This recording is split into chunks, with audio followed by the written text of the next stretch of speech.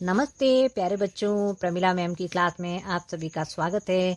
और आज मैं लाई हूँ आपके लिए नई कहानी जिसका नाम है अपनी वस्तु। बहुत मज़ेदार कहानी है बच्चों, शुरू करते हैं। एक महात्मा जी कहीं जा रहे थे। मार्ग में उन्होंने एक स्थान पर दो व्यक्तियों को ऊंची आवाज में बोलते सुना। दोनों ही हाथों में लठ लिए एक दूसरे के प्राण लेने को उद्यत दिखाई देते थे। यह भूमि मेरी है, मैं इसका स्वामी हूँ। नहीं नहीं, ये भूमि मेरी है, मैं इसका स्वामी हूँ। उस भूमि पर अपना अपना स्वामित्व जताने के लिए दोनों ही क्रोध से लाल पीले हो रहे थे। अपने अपने पक्ष में दलीलें दे रहे थे। संत महात्मा तो स्वभाव से ही दयालु एवं परोपकारी होते हैं, सदैव सबका भला ही चाहते हैं। उन्होंने मन ही मन विचार किया कि ये दोनों लड़ाई झगड़ा करके व्यर्थ ही अपने प्राण गंवाने पर तुले हुए हैं। अतएव इन्हें समझा बुझाकर शांत करने और इनका आपस में समझौता कराने का प्रयास करना चाहिए। यह सोचकर वे उनके निकट गए और उन्हें संबोधित करते हुए बोले।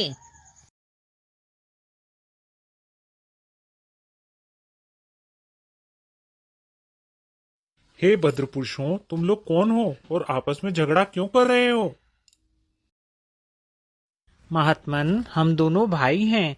हमारे पिता ने मरते समय अपनी संपत्ति का जो बंटवारा किया था उसके अनुसार इस भूमि का मालिक मैं हूँ। फिर भी यह व्यर्थ ही झगड़ा कर रहा है। महाराज, ये बिल्कुल झूठ बोल रहा है। ये भूमि इसके भाग में नहीं बल्कि मेरे भाग में आती है, इसलिए इसका असली मालिक मैं हूँ। ये झूठ-मूठी इसे अपनी बतलाकर और मुझे डरा धमकाकर इसे हड़पना चाहता है। तुम दोनों ही इस भूमि को अपना कहते हो और अपने अपने पक्ष में दलीलें देते हो। ऐसे तो इसका निर्णय कभी नहीं होगा। इसलिए अच्छा यही रहेगा कि जिस भूमि के लिए तुम दोनों मरने मारने पर उतारू हो उससे ही ये बात पूछ लो कि उसका असली मालिक तुम दोनों में से कौन है। वह स्वयं इस बात का निर्णय कर देगी। किंतु यह कैसे संभव है? भूमि भी कभी बोलती है। हाँ, अवश्य बोलती है, परंतु उसकी आवाज तुम लोग नहीं सुन सकते। हम सुन सकते हैं। किंतु यह बताओ कि भूमि जो निर्णय देगी क्या वह तुम दोनों को मान्य होगा? जी महात्मा जी, हमें मान्य होगा। मुझे बहुत जोरों की भूख लग रही है, पहले भोजन कराओ। भूमि का निर्णय हो जाए आपको डटकर खाना खिलाएंगे। भूमि का निर्णय तो हो ही जाएगा, वह कहीं भागे थोड़े ही जा रही है। पहले भोजन हो जाए ताकि मन मस्तिष्क कुछ ठिकाने आए। इसलिए तुम दोनों अपने घर से भोजन ले आओ, तब तक हम यहीं बैठे हैं। दोनों भाई घर गए और अपने अपने घर से भोजन बनवाकर ले आए।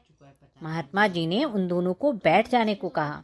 तत्पश्चात उन्होंने भोजन के 3 भाग किए और दोनों भाइयों को भोजन करने का आदेश देकर स्वयं भी भोजन करने लगे।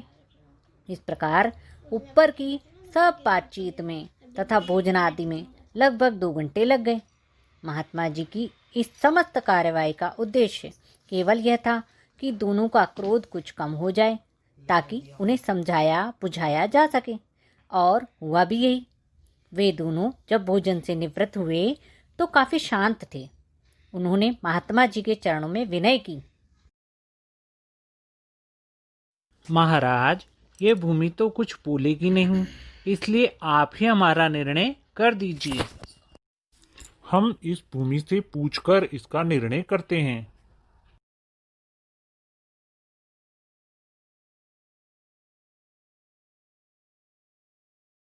ये भूमि तो कुछ और ही कह रही है।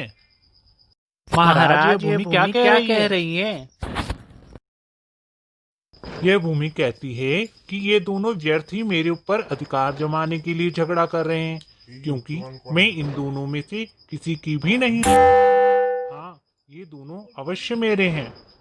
मैंने इनकी कई पीढ़ियों को पाला है और जाते हुए भी देखा है। तनिक विचार करो कि जिस भूमि के लिए तुम लोग आपस में झगड़ा कर रहे हो, क्या वह आज तक किसी की बनी है जो तुम लोगों की बन जाएगी? मनुष्य मेरी मेरी कहकर व्यर्थ यत्न करता है। ये नहीं सोचता कि इनमें से कुछ भी मनुष्य का अपना नहीं है।